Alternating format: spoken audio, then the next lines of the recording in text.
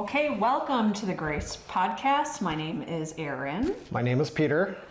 And this is kind of our first official podcast. We kind of had a teaser at first. Yeah, so we'll see how it goes. I'm not very good at talking, as you'll come to find out very quickly, and Erin is very good at talking. Well, he's actually pretty good at talking, but he thinks he's not good at talking. So, well, we all have our gifts. And that's not mine, so, but I'll try my best, so. Yeah, he does a good job. So we want to start, actually, why don't you start with the verse, the kind of theme of this podcast? So we're going to try and share a scripture with every podcast. For this particular one, we're going to be sharing just a small portion of our testimony. I know a lot of you have heard it, but we're also going to continue on from that point of how we've started to walk with the Lord and where we're at right now. Mm-hmm. Lots of things have changed. Our entire lives have been flipped upside down, basically. Yeah, 180. 180, yep. So this verse is from Proverbs 9:10, and we're going to be reading mostly from the New American Standard Bible or the New King James. What? So it's not King James only? Yeah, I'm sorry about that. I'm really disappointed in you. Well, and also a thing to share is that we're not theologians, we're not scholars, we're just normal, everyday people that have been changed by Jesus. Have been changed by Jesus, yes. So Proverbs 9:10, the fear of the Lord is the beginning of wisdom, and the knowledge of the Holy One is understanding. Yes, and this definitely applies to your part of the story. So I'm going to start, we are going to do a very, very shortened overview of our testimony. If you want to see the full 20-minute testimony, including video of our baptism and everything, we're going to have a link to the YouTube channel in the description, One Flesh for Jesus, and we have that testimony and a tons of other ones. But to start with me, I was raised in a born-again Christian home, but the church that we went to was very, very legalistic.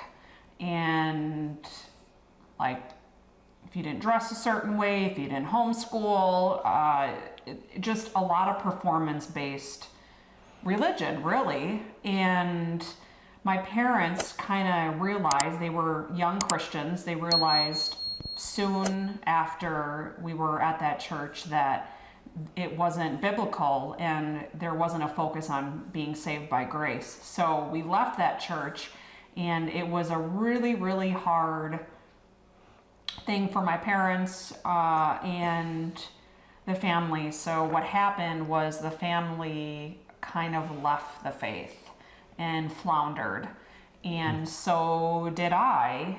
And then in 2004, when we moved down to Florida, I started searching out other avenues of spirituality, because if you aren't a Christian, like, you still are searching and seeking.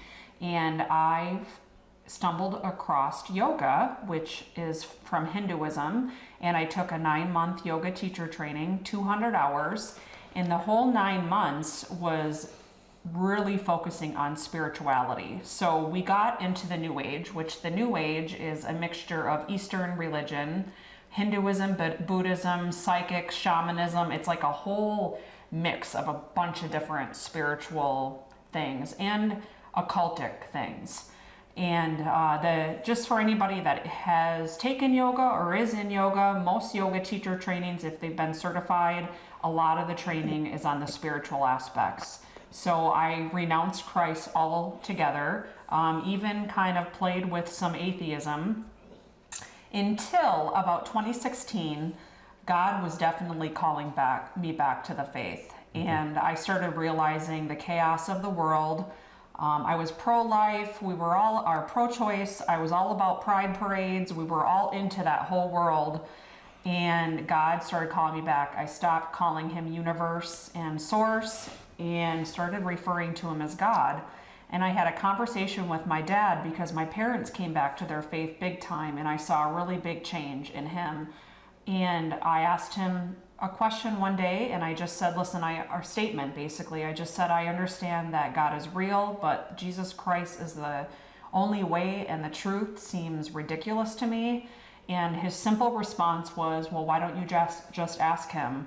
So I went home that night, I said a prayer, and the prayer was definitely from my heart, and I really wanted to find out. And I asked God, if you're real and if Jesus Christ is the truth, prove it. If you're a believer, you will know that that's a super bold prayer. I didn't realize how bold it was. And he answered it in a whole different avenue of ways. I can't even go into all of them, but if you see our testimony, you can see that. But he answered it, and the blinders on my eyes came up, and I knew that Christ was real. And so that kind of moves into your portion of the story. So I was raised, and I'm going to try and shorten this as much as I can, raised Roman Catholic. My mom used to do tarot cards at home, but she always said that it was just for fun. I don't think she really took it seriously, but I think deep in her heart she did. And we would used to call psychics all the time. So it's like I had religion mixed in with all different kinds of weird mystical stuff in the home and different beliefs. So I never really had a relationship with God, and I didn't know I never heard that term, I guess. And going to Erin's portion, when she prayed to ask if God was real, to prove it. And I remember at that time that there was, she started to change things in the house. We used to have a palm reading hand on her dresser drawer, and that was one of the first things that she pointed out, that it bothered her. And I said, well, if it bothers you that much, I'll get rid of it. I wasn't like super attached to it or anything. The next thing she did is she removed the Buddha statue from our dashboard of our car, and then she hung a cross. And I thought that was a little strange, but we were into Jesus too. We were like the coexist people. Mm-hmm. We had all kinds of beliefs. All idols and things in our house. Yep. And so I just thought that was a little strange. The next thing she does is there was a Hindu, I believe the goddess of destruction, mm-hmm. Shiva, next to our TV stand. And we were watching TV one night, and I know she was scared to say anything to me because I was a collector of all kinds of statues of different gods, tiki statues, everything you could think of, we had. I even had a hand-carved Mayan door that I found at a flea market that I hung of a Mayan priest giving a sacrifice to a sun god. So imagine the stuff that we had in our home. Pretty creepy stuff. Pretty creepy stuff, yeah. Even stuff that would scare our daughter. Yeah. And I remember there was this one statue of a tiki god that had these like sharp teeth, and our daughter actually used to always be scared to go into that room. And I said, well, why are you so scared? It's just a statue. There's nothing wrong with it. And now that I look at it, now that I think about it, I'm like, man, that was like probably like demonic stuff, spiritual stuff around it. But so going back to Erin pointing out the Shiva statue, she told me that it bothered her and she wanted me to get rid of it. And that's where I kind of snapped, and I was like, what in the heck is going on with you? Mm-hmm. You're removing this thing, you're getting rid of that. What is going on with you? So we kind of got into it, and then the next morning I said, if it bothers you that bad, I'll just sell it, and it's not a big deal. So I got rid of it, and I don't want to get into our whole testimony, but basically there was an opportunity to spend Christmas with these kids at a juvenile detention center. Mm-hmm. And I felt like God was like tugging my heart for a while, and like the thought of like serving homeless people at Christmas kept coming up. And this was kind of like an opportunity to do something different, because usually Christmas was just opening gifts and just spending time with family, nothing like that. So we did that, and I remember that out of, there was just a little church service, and out of 30 boys in that facility, only one family member came and spent Christmas Day out of 30 kids. Never experienced anything like that, and I was like, wow, that's just crazy. And I remember it was time to leave, and we were saying bye to all the boys, and my mother-in-law was in front of me, and she would kiss each boy on the cheek, whisper something to them in their ear, and give them a hug. And I was watching her doing this to each boy, and I would see tears well up in these kids' faces. And it just kept tugging my heart. And I remember leaving that facility like, what am I doing with my life? We're all feeling the same. Yeah, just because everything pretty much came down to life, where it was like getting the house, building up our real estate, getting nice cars, me, everything. And this was different. This was spending time with others, and that's where God really like tugged on my heart. And He really convicted of us of our sin, really, and our selfishness. Yep. Both of us at the same time. Yep. So we were watching TV one night, and we were gonna foster children. Well, maybe I'm not gonna get into that part. Well, let's fast forward. We decided, we kind of had a conversation about fostering children. We can talk about that a little bit later, but So let me say this. If you feel like God is pulling at your heart, and you're just so self-absorbed in this world, and just a distraction of this world, and things and stuff and projects, and you hear a small voice calling out to you, listen to that. That's probably God talking to you to say, stop and talk to me. And there was a point to where... Well, I think we need to quickly talk about what happened. We prayed that God's will would be done, and the fear of the Lord fell on Pete. Yep. And let's talk about what happened for you. Basically, he felt the fear of the Lord fall on him, and felt all of the house, everything in the house, just like me, was creeping you out. Yep. Except it felt like God was squeezing me, and it was this incredible fear and knowing that God's real, and that He has exposed, completely made my life naked, that He knows everything that's going on in my life, to the point of here's your sin, my secret sin, where He was convicting me of looking at pornography. And I used to look at Playboys and Hustlers. I had my own secret stash, and I remember there was just months, and even now God's still working on me, but months of convicting me. If you're going to be an authentic person, you need to get rid of these things. And I didn't know what that meant at the time, authentic. I kept saying, what is authentic? But I just knew it was not honoring God. So I just said, okay, God, you want me to get rid of these. If I'm going to do this, you got to help me, because I've been doing this stuff since I was a little kid.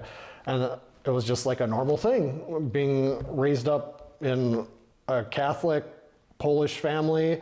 I don't know if everybody does it, but for me, that's what I did, and it was just a normal everyday thing. Well, and we ended up throwing out things. We ended up burning things. We got rid of all of our t-shirts, changed what we listened to, what we watched, everything. Stopped cursing, both of us. It's like God put soap in our mouth.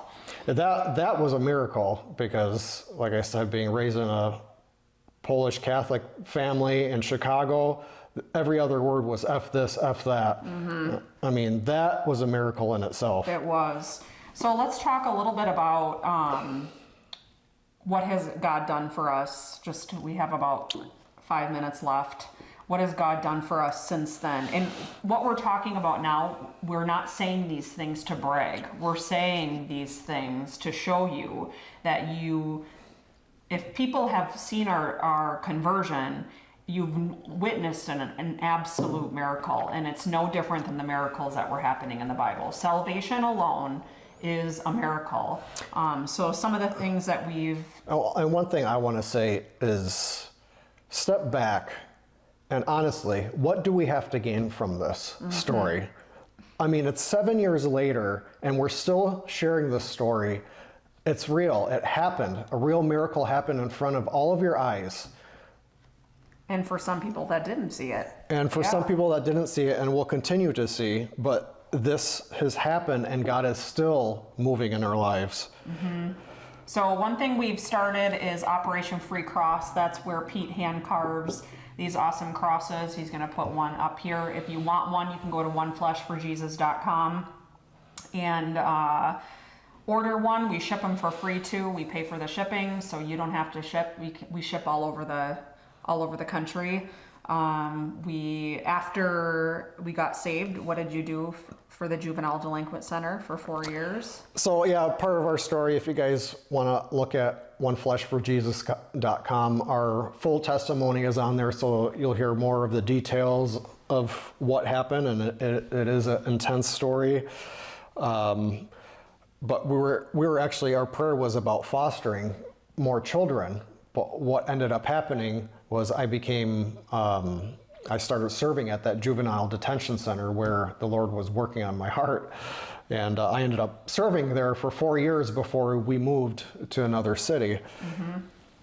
And then we also both became chaplains to go into nursing homes and pray with people. Pete shares the word. That's why I'm saying he's actually really good in front of people. So you're hard on yourself.